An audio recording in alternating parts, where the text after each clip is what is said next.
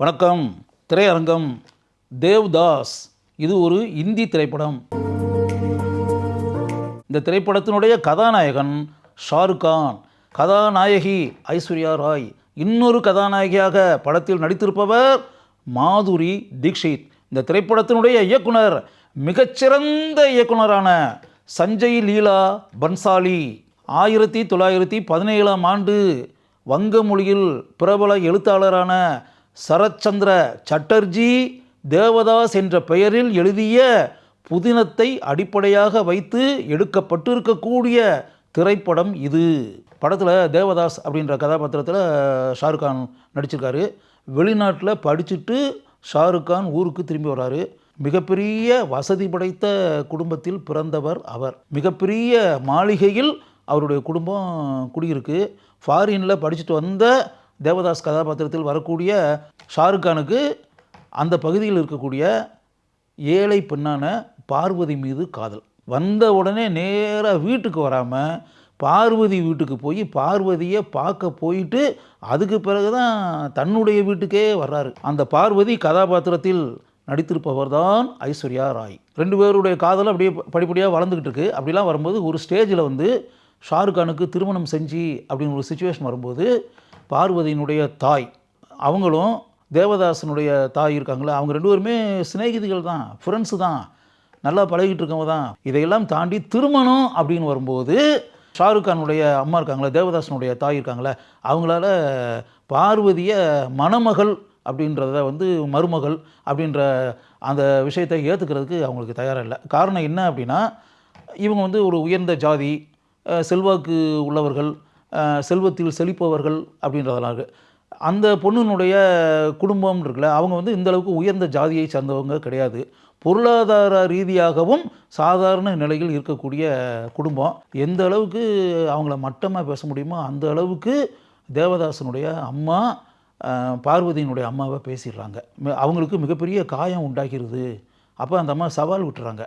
அதாவது, உனக்கு முன்னாடி உங்களை விட வசதி படைத்த கோடீஸ்வரனுக்கு என் பொண்ணை நான் கல்யாணம் பண்ணி கொடுக்குறேன், நீ அதை பார்க்கத்தான் போகிற அப்படின்ற மாதிரி சவால் விட்டுட்டு போய் ஏற்கனவே திருமணமாகி மனைவியை இழந்து பல குழந்தைகளுக்கு தந்தையாக இருக்கக்கூடிய ஒரு மனிதருக்கு தன்னுடைய அழகு தேவதையாக இருக்கக்கூடிய மகளை ஐஸ்வர்யா ராயை கல்யாணம் பண்ணி கொடுத்துட்றாங்க. இதை தாங்கி கொள்ள தேவதாஸால் முடியுமா? அப்போ தன்னுடைய வீட்டிலேருந்து அப்பா அம்மாட்ட சொல்லிவிட்டு பிரிஞ்சு போய் தனியாக வாழக்கூடிய தேவதாஸ் குடிப்பழக்கத்துக்கு அடிமையாகி மதுவின் போதையில் சிக்கி குடிகாரனாக காலப்போக்கில் ஆகி விடுகிறான். அப்படிப்பட்ட அந்த குடிப்பழக்கத்திற்கு அவனை கொண்டு சென்றவர் ஜாக்கி ஷ்ராஃப், சன்னிலால் அப்படின்றது அந்த கதாபாத்திரத்தினுடைய பேர். கெட்ட செயல்களில் முழுமையாக ஈடுபடக்கூடிய அளவிற்கு சன்னிலால் கதாபாத்திரம் தேவதாஸை செய்து விடுகிறது. அதன் மூலம் தேவதாஸுக்கு அறிமுகமாகக்கூடிய பெண்தான் மாதுரி தீக்ஷித். மாதுரி தீக்ஷித் ஏற்று நடித்திருக்கக்கூடிய கதாபாத்திரம் சந்திரமுகி. அந்த கதாபாத்திரம் ஒரு நடன பெண், பலரையும் சந்தோஷப்படுத்தக்கூடிய கதாபாத்திரம். அந்த மாதிரி வீட்டுக்கு ஷாருக் கான் அழைத்து செல்லப்பட ஷாருக் கான் தினமும் அந்த வீட்டுக்கு போய் சந்திரமுகி ஆடக்கூடிய நடனத்தை பார்த்து ரசித்து அப்படிப்பட்ட சம்பவம்லாம் நடக்குது.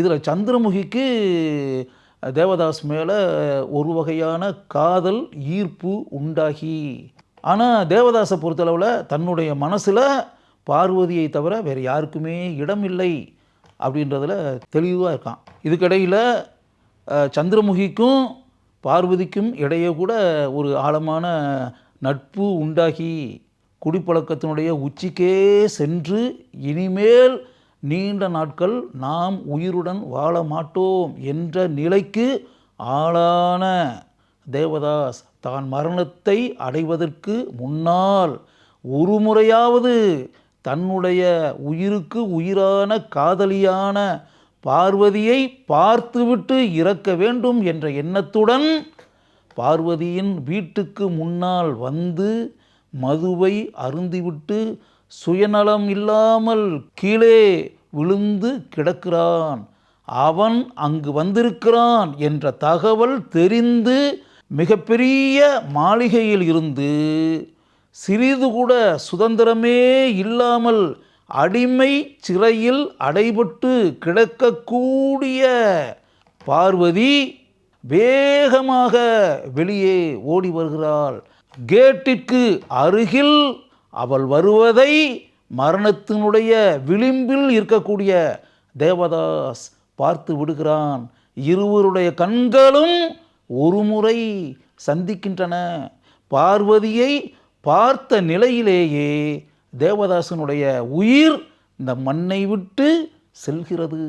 கவித்துவ தன்மை கொண்ட இந்த அமரத்துவ காதல் கதையில் தேவதாஸ் கதாபாத்திரத்தில் நடித்திருக்கக்கூடிய ஷாருக் கான் அந்த கதாபாத்திரமாகவே படத்தில் வாழ்ந்திருக்கிறார். ஆக்ஷன் படங்களில் ஏராளமாக நடித்திருக்கக்கூடிய ஷாருக் கான் இப்படிப்பட்ட கனமான கதாபாத்திரத்தில் நடித்திருப்பதை பார்க்கும்போது நமக்கு அளவற்ற மதிப்பும் மரியாதையும் அவர் மீது உண்டாகிறது. மேலோட்டமான பல கதாபாத்திரங்களில் நடித்து நம்முடைய உள்ளங்களில் வாழ்ந்து கொண்டிருக்கக்கூடிய ஐஸ்வர்யா ராய் பார்வதி என்ற இந்த கதாபாத்திரத்தில் நடித்து நம்முடைய உள்ளங்களில் ஆழமான இடத்தை பிடிக்கிறார். சந்திரமுகி கதாபாத்திரத்தில் மாதுரி தீக்ஷித் வாழ்ந்திருக்கிறார் என்றுதான் கூற வேண்டும். நடன காட்சிகளில் எந்த அளவிற்கு அற்புதமாக அவர் நடனம் ஆடியிருக்கிறார் என்பதை பார்க்கும்போது எப்படிப்பட்ட மிகச்சிறந்த நடிகை இந்தி திரைப்பட உலகத்தில் இருக்கிறார் என்ற எண்ணம்தான் நமக்கு உண்டாகிறது. சன்னிலால் என்ற அந்த கதாபாத்திரத்திற்கு அருமையாக பொருந்தி இருக்கிறார் ஜாக்கி ஷ்ராஃப். கிரண் கேர் சுமித்ரா சக்கரவர்த்தி கதாபாத்திரத்திற்கு அருமையாக தன்னுடைய நடிப்பு திறமையால் உயிரூட்டி இருக்கிறார். ஸ்மிதா ஜெய்கர் இவர் கௌசல்யா கதாபாத்திரத்திற்கு மிக சிறப்பாக தன்னுடைய நடிப்பு திறமையை வெளிப்படுத்தி நம்முடைய உள்ளங்களை கவர்கிறார். விஜயேந்திரா காட்கே இவர்தான் பார்வதியின் கணவராக நடித்திருப்பவர். மிலிந்த் குணாஜி இவர் காளிபாபு என்ற கதாபாத்திரத்தில் வந்து எந்த அளவிற்கு சதி திட்டங்களை தீட்டி செயல்பட வேண்டுமோ அதை செய்கிறார். அனன்யா காரே இவர் குமுத் என்ற கதாபாத்திரத்தில் வருகிறார். அந்த கதாபாத்திரத்திற்கு வந்து எந்த அளவிற்கு தேவதாசனுடைய வாழ்க்கையில் அவல சம்பவங்கள் நடைபெறுவதற்கு காரணமாக இருக்க வேண்டுமோ அதை இவர் திரைப்படத்தில் நன்கு செய்திருக்கிறார். நாராயண் முகர்ஜி இவர்தான் தேவதாசனுடைய தந்தை விஜய் கிருஷ்ணா கதாபாத்திரத்தில் நடித்திருப்பவர். இஸ்மாயில் தர்பார், பிர்ஜு மகாராஜ் இவர்கள் இருவரும் இந்த திரைப்படத்திற்கு அருமையாக இசையமைத்திருக்கிறார்கள். பாடல் காட்சிகளுக்கு இவர்கள் இருவரும் சிறப்பாக இசையமைத்து நம்முடைய உள்ளங்களில் ஆழமான இடத்தை பிடிக்கிறார்கள். மான்டி ஷர்மா இவர்தான் இந்த திரைப்படத்தினுடைய பின்னணி இசையை அமைத்திருப்பவர். இந்த திரைப்படத்தினுடைய கதையோட்டத்திற்கு பின்னணி இசை மிகவும் சிறப்பாக பங்களிப்பை செய்திருக்கிறது. பார்வதி அழுகிறாள்.